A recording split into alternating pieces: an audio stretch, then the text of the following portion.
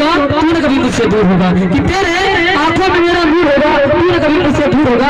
सोच उस पर जान क्या गिरेगी जिस पर तेरे मान में मेरे नाम का सिंदूर होगा। पर जोड़ा ताली जब भैया चला भैया इतना मतलब ताली बजाते हुए मजा आया होता भैया। इस बार में बहुत प्यारा सा डांस लेके आ रहे हैं, बहुत अच्छे लगा।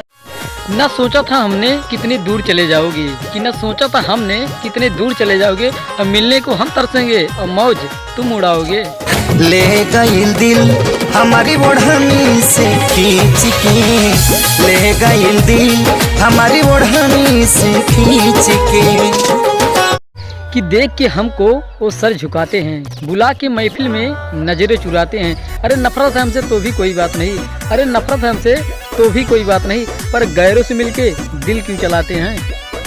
तोहरा राजा जी के दिलावा टूट जाई, तोहरा राजा जी के दिलावा टूट जाई, तोहरा पिया जी के दिलावा टूट जाई, तोहरा राजा जी के दिलावा टूट जाई।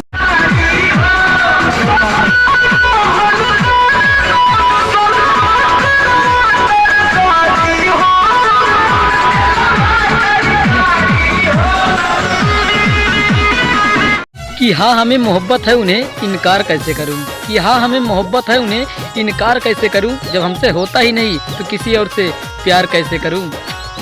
मोहब्बत के पानी ऐसन फेंको नसीब बीच के, ले गइल दिल, ले गइल दिल हमारी ओढ़नी से खींच के, ले गइल दिल हमारी ओढ़नी से खींच के।